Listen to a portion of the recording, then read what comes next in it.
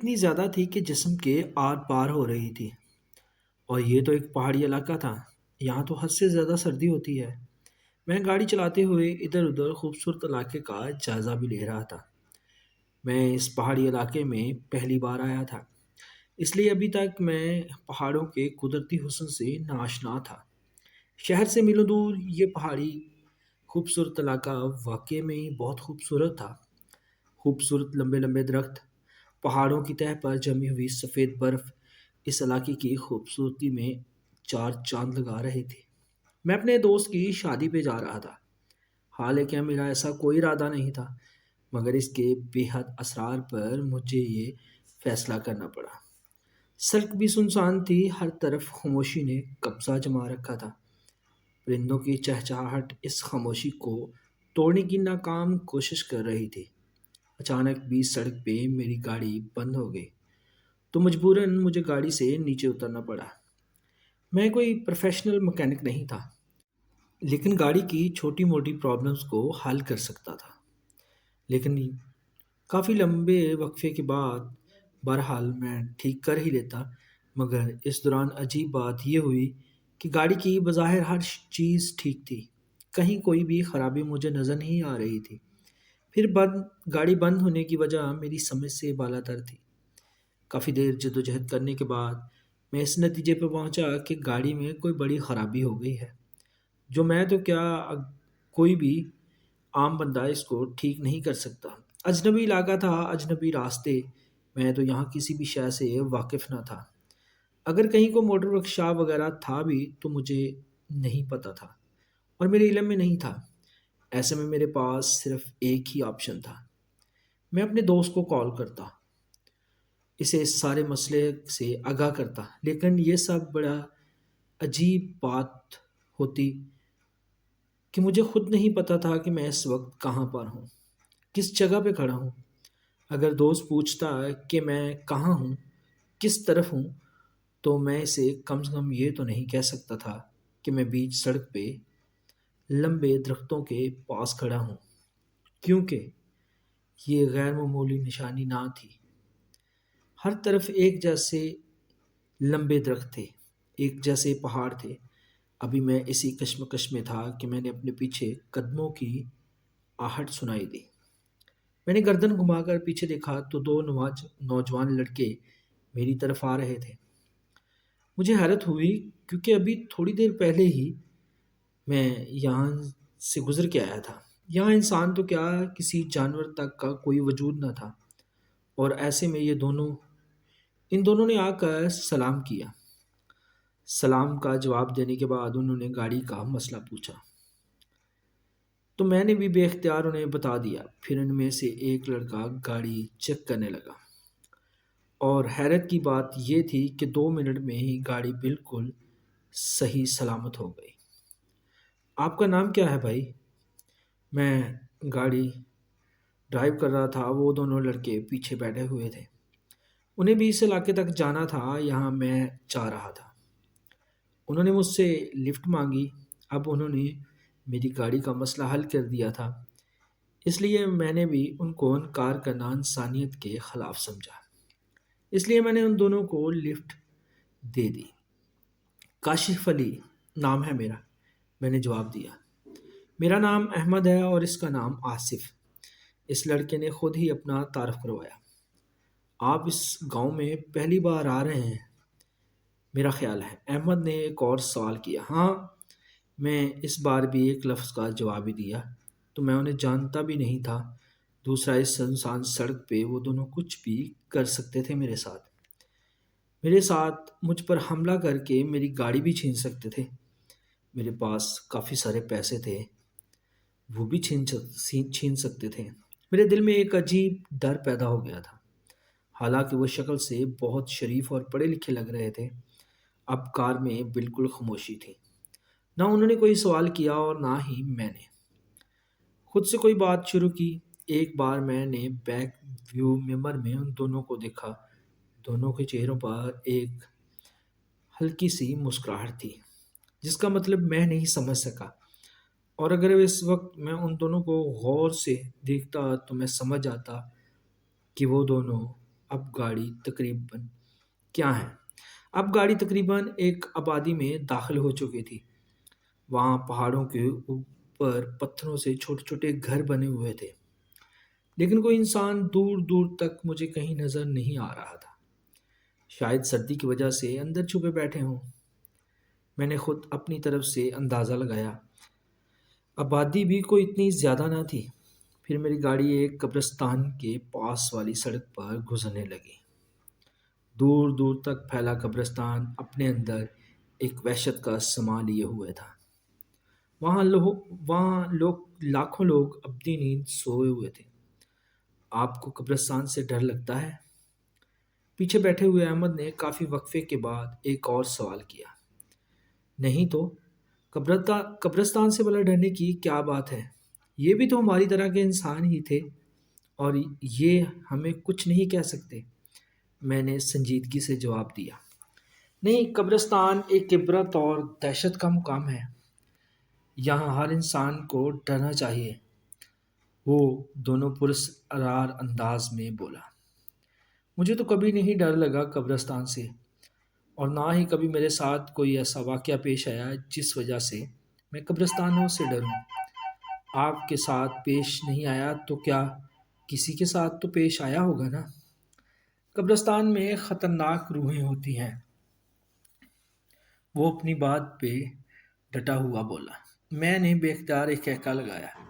یہ سب روحیں بھوت وغیرہ فلموں ڈراموں میں ہوتی ہیں، اصل زندگی میں نہیں۔ اچھا، آپ کے ساتھ کبھی کوئی واقعہ پیش آیا؟ کوئی ایسا واقعہ؟ میں نے تجسس سے پوچھا۔ میں آپ کو ایک کہانی سناتا ہوں، اس کے بعد آپ پھر کبھی نہیں کہہ سکیں گے کہ آپ کو قبرستانوں سے ڈر نہیں لگتا۔ اس وقت اس بات کا مطلب میں نہیں سمجھ سکا۔ اگر سمجھ بھی جاتا تو یہ آج سے میں آپ کو کہانی نہ سنا رہا ہوتا۔ اس گاؤں میں 30 سال پہلے کا واقعہ ہے۔ اس گاؤں میں دو دوست تھے، اسد اور فہد۔ اسد شہر سے اپنے دوست فہد کے پاس اکثر چھٹیاں گزارنے آیا کرتا تھا، اور اس دن بھی وہ دونوں آرام سے خوبصورت پہاڑی پر ٹہل رہے تھے۔ نیچے قبرستان تھا، بہت بڑا قبرستان۔ یار اسد، یہ قبرستان بھی عجیب چیز ہے۔ کل تک یہ لوگ ہماری طرح پیسہ کمانے میں، گاڑیاں خریدنے میں یا بنگلے بنانے میں مصروف تھے۔ وہی لوگ مرنے کے بعد ڈر کی تصویر بن جاتے ہیں۔ اسد کی نگاہیں بھی نیچے قبرستان کو دیکھ رہی تھیں۔ فہد کی بات سننے کے بعد اس نے بے یقینی سے کہا، میں نہیں ڈرتا قبرستانوں سے۔ خالی پتھروں سے بلا کیا ڈرنا؟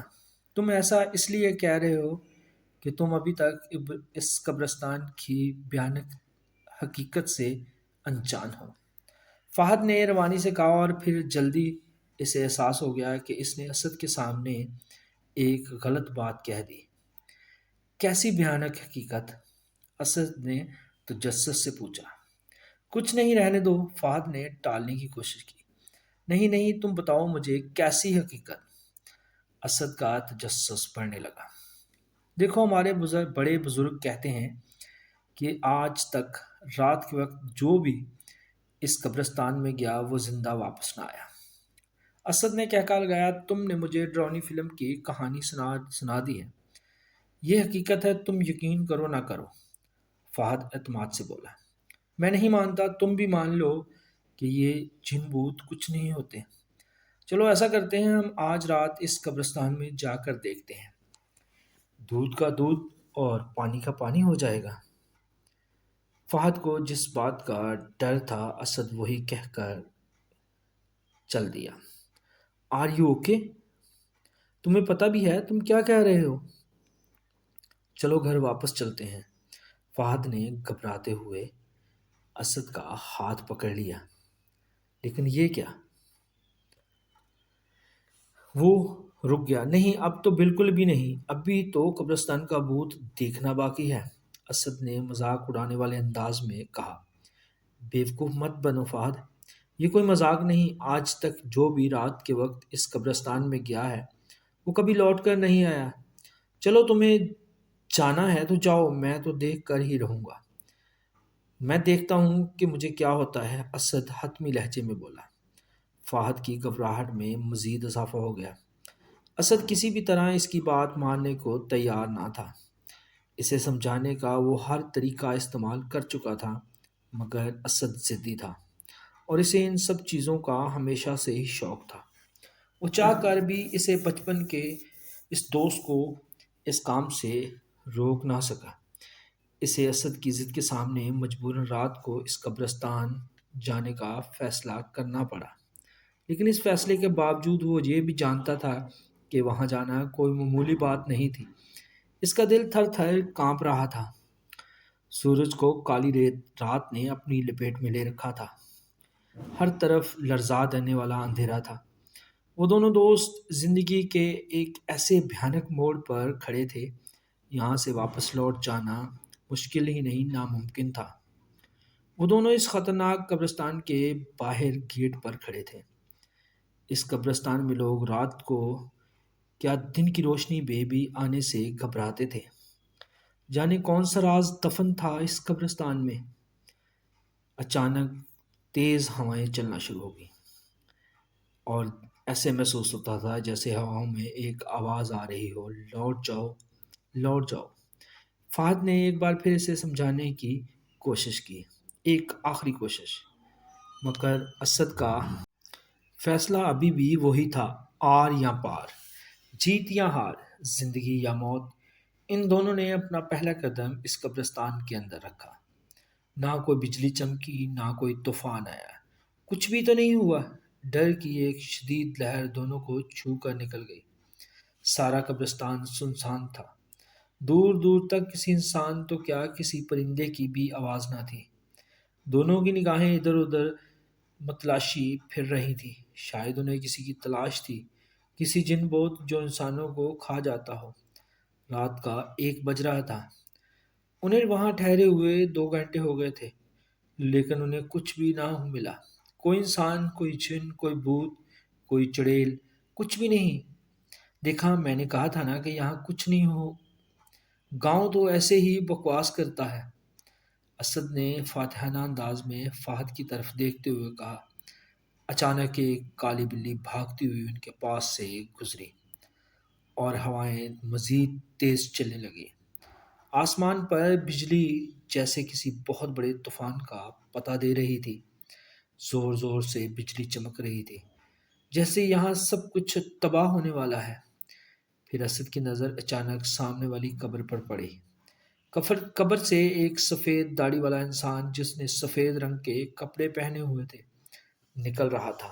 یا اللہ، یہ کیا ہے؟ یہ خواب ہے یا ایک حقیقت؟ وہ سب سچ تھا۔ فہد کے دل میں شدید خواہش پیدا ہوئی، کاش وہ کوئی خواب دیکھ رہا ہو، کاش یہ سب جھوٹ ہو، لیکن ایسا کچھ نہ تھا۔ وہ سفید کپڑوں والا بوڑھا آدمی سامنے ہی کھڑا تھا، لیکن اچانک وہ غائب ہو گیا۔ نہ جانے کہاں چلا گیا، کون تھا، اور وہ اور کیا چاہتا تھا؟ کہیں یہی تو سارے انسان نہیں کھاتا؟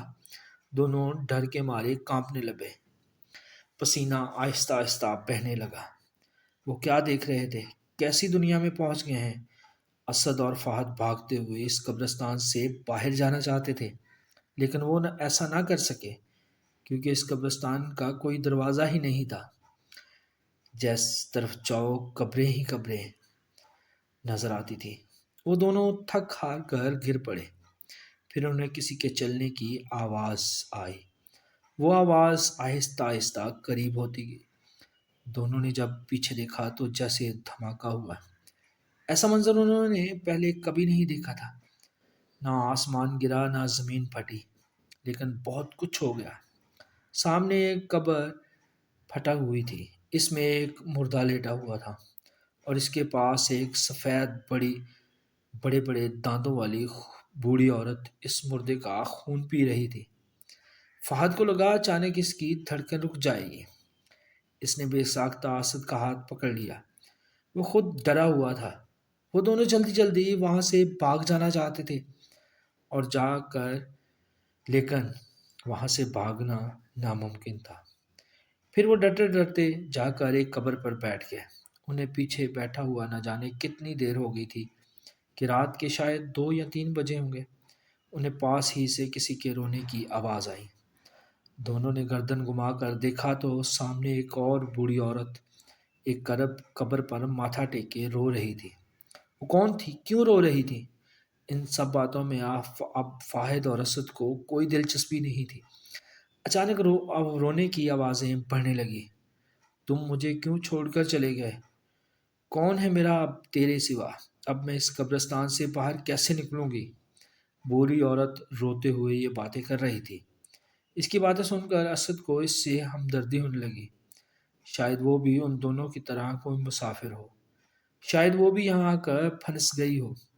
کون ہے آپ اور کیوں رو رہی ہیں؟ اسد نے اس کے قریب آ کر پیار سے پوچھا۔ اس بوڑھی عورت نے اپنی کوئی درد بھری کہانی سنائی۔ پھر اسد اور فاہد کی ہمدردی پا کر وہ انہیں یہاں سے نکلنے کا راستہ بتانے لگی۔ وہ بوڑھی عورت چلنے لگی اور وہ دونوں بھی اس کے پیچھے پیچھے چلنے لگے، لیکن اچانک ایک پھٹی ہوئی قبر کے پاس وہ عورت رک گئی اور اس بوڑھی عورت نے بتایا یہاں سے باہر جانے کا راستہ اس قبر کے اندر ہے۔ بوڑھی عورت قبر میں داخل ہو گئی۔ وہ دونوں بھی اس کے پیچھے پیچھے قبر میں آ گئے۔ اچانک فاہد کی نظریں اس کے پاؤں پر پڑیں۔ اس کے تو جیسے جسم کا خون ہی ختم ہو گیا ہو، جیسے خون سوکھ گیا ہو۔ اس کے پاؤں الٹے تھے، مطلب مطلب وہ کوئی انسان نہیں تھی بلکہ بدرو تھی، کوئی چڑیل تھی۔ وہ دونوں جتنا جلدی اور جتنا تیز بھاگ سکتے تھے بھاگے۔ اپنے پیچھے اس عورت کے کہکے سنائی دیے۔ ایک منٹ گاڑی روکیں، میں احمد کی آواز پر چونک گیا۔ میں نے بریک لگا دی۔ احمد گاڑی سے اتر کر سامنے سڑک پر لگے پانی کے نل سے پانی پی رہا تھا۔ مجھے بھی پیاس کا احساس ہوا، گلا سوکھ رہا تھا۔ میں بھی گاڑی سے اتر کر پانی پینے لگا، لیکن میری ساری توجہ اس کہانی پر تھی جو احمد مجھے سنا رہا تھا۔ گاڑی میں واپس بیٹھ کر میں نے تجسس سے احمد کو ایک بار پھر وہ واقعہ سنانے کو کہا۔ وہ ایک بار پھر شروع ہو چکا تھا۔ وہ دونوں وہاں سے بھاگ کر اس بھیانک قبرستان سے باہر نکلنا چاہتے تھے۔ ہوائیں تیز چلنے لگی، رات کی تاریکی اور زیادہ گہری ہو گئی۔ قبرستان سے طرح طرح کی خوفناک آوازیں سنائی دے رہی تھیں۔ فہد اور اسد کے لیے یہ سب کچھ نیا تھا۔ آسمان پر تارے تو چمک رہے تھے، لیکن وہ زیادہ دیر تک دکھائی نہیں دے رہے تھے کیونکہ ان کی جگہ بادلوں نے لے لی تھی۔ اچانک بادل زور زور سے چمکنے اور برسنے لگے۔ ماحول میں ایک عجیب سی وحشت چھا گئی، لیکن وہ چلتے رہے کیونکہ ان کی منزل دور تھی، بہت دور۔ انہیں اس قبرستان سے باہر نکلنا تھا کسی بھی طرح، کسی بھی قیمت پر۔ بارش اور تیز ہو گئی، ساتھ میں ایک طوفان چلنے لگا اور اس طوفان میں برف باری بھی شامل تھی۔ پھر دیکھتے دیکھتے بارش کے قطرے سفید برف میں تبدیل ہونے لگے۔ پھر کچھ دیر بعد وہ سفید کے برف کے قطرے خون میں تبدیل ہو گئے۔ لگتا ہے قبرستان کو بھی علم ہو گیا تھا کہ وہ دونوں یہاں سے بھاگنا چاہتے ہیں، اس لیے وہ ان کا راستہ روکنے کی کوشش کر رہا تھا۔ چلتے چلتے بہت دیر ہو گئی، وہ دونوں بہت آگے آگے آ گئے تھے، لیکن یہ قبرستان تو نہ ختم ہونے والا سلسلہ تھا۔ اچانک ایک قبر پھر ان کے سامنے پھٹی، اس میں سے ایک سفید جسم نمودار ہوا۔ وہ دونوں ڈرتے ہوئے چلتے رہے اور ساتھ ہی ساتھ درود پاک بھی پڑھتے رہے۔ پھر کچھ آگے جا کر انہیں احساس ہوا کہ ان کے سر پر لاکھوں کالے کوے، اور اس کے بعد جب تک میری عمر باقی رہی میں اپنے رشتہ دار، دوست، اپنے بچوں، سب کو یہ بتاتا رہا کہ جنات، بھوت، چڑیلیں اور بدروہیں اپنا وجود رکھتی ہیں۔ ناظرین، آپ کو اگر کہانی اچھی لگی ہے تو چینل کو سبسکرائب کریں، ویڈیو کو لائک کریں تاکہ ہر نئی آنے والی کہانی کا نوٹیفیکیشن بر وقت آپ کو ملتا رہے۔ ملتے ہیں انشاءاللہ اگلی کہانی میں، تو اللہ حافظ۔